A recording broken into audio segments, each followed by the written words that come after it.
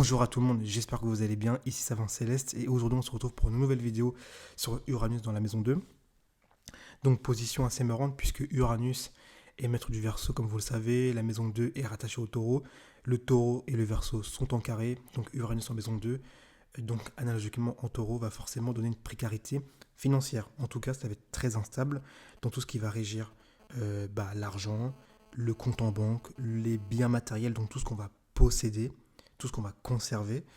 Mais également, c'est aussi une maison, si on va un peu plus loin dans l'analyse, c'est une maison qui nous parle de valeur, donc la valeur qu'on s'octroie. Pourquoi? Parce que le taureau est un signe vénusien, donc un signe qui accorde beaucoup d'importance à ce qu'on voit, à l'apparence, à ce qu'on peut toucher, surtout dans le signe du taureau, qui est vraiment le signe du tactile. Donc toutes ces valeurs-là vont forcément être un peu bouleversées, un peu rénovées, un peu révolutionnées, si on va un peu plus loin, par Uranus. Donc Uranus en maison 2, comme vous le savez, Uranus, planète d'inventivité, planète de technologie d'avant-garde, planète du futur, de nouveautés, planète qui va à l'encontre des codes de Saturne, va donner forcément une forme d'indépendance financière au premier abord. Donc la personne qui a ce placement-là va vouloir euh, ne plus gagner de l'argent de manière un peu traditionnelle, donc c'est-à-dire par une forme de stabilité, et peut même rejeter le CDI ou rejeter tout ce qui va donner en fait une forme de stabilité, et peut vraiment vouloir chercher l'argent par ses propres moyens, par sa propre inventivité, par sa propre intuition. La personne peut vouloir gagner de l'argent. On peut penser ici à freelance. Freelance qui est évidemment une situation très, très instable, mais qui est tout à fait Uranus en maison 2. Donc vraiment, je gagne de l'argent par mes propres moyens, tout seul. Je me gère sans l'aide de personne. Je me mets volontairement en position de risque, comme l'enfant qui se rebelle, l'enfant uranien qui se rebelle contre l'autorité parentale, donc l'autorité saturnienne des parents. Je me mets volontairement en position de risque. Ce n'est qu'à ce titre que je peux sortir quelque chose de moi, que je peux sortir une nouveauté, un changement, quelque chose qui va révolutionner. Également, on peut, avec cette position-là, faire tout ce qui est crypto-monnaie. Pourquoi? Parce que la crypto-monnaie est une monnaie alternative qui ne dépend en aucun cas des sociétés, du gouvernement, donc de l'emprise de, de, de l'emprise lourde du gouvernement ou de Saturne. Et donc, c'est une monnaie en fait autonome, tout simplement. C'est une monnaie autonome, c'est une monnaie qui est accessible par tous. Donc vraiment, on voit le réseautage, le fait que ce soit international et vraiment le côté uranien de la crypto-monnaie, qui est tout à fait maison 2. Et donc en maison 2, on peut évidemment gagner de l'argent par rapport à ça.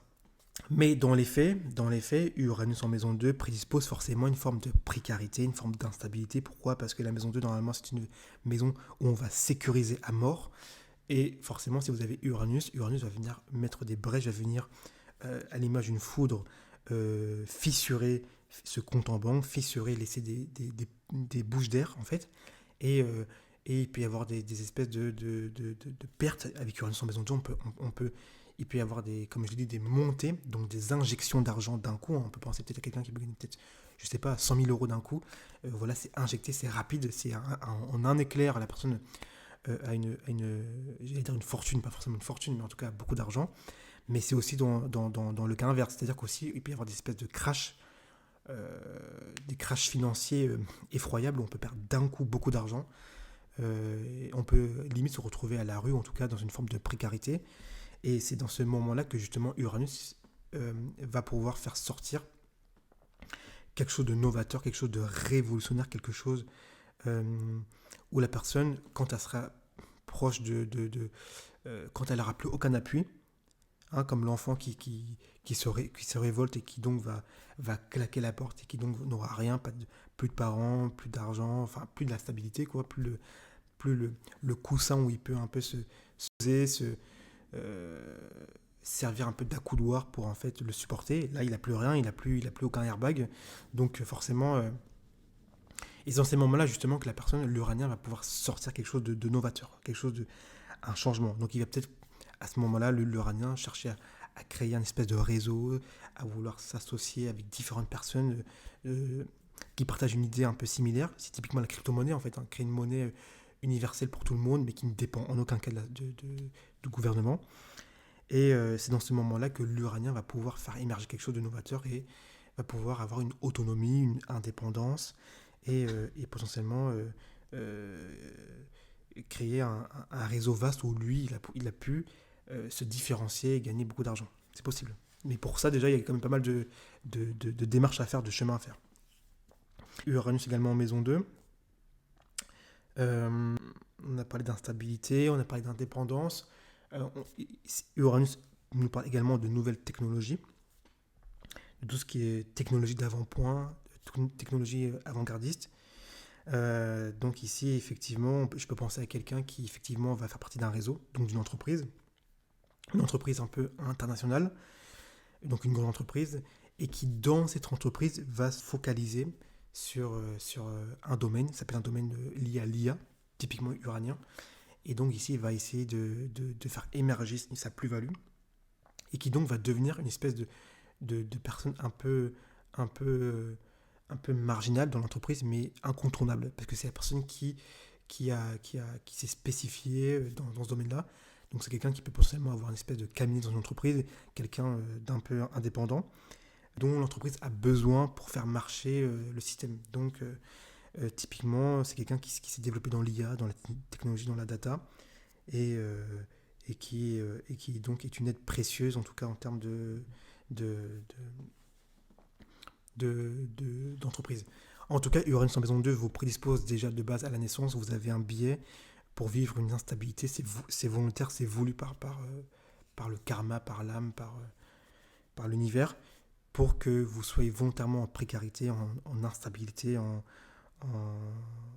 vous allez le voir en espèce de pauvreté, pour justement euh, vous obliger,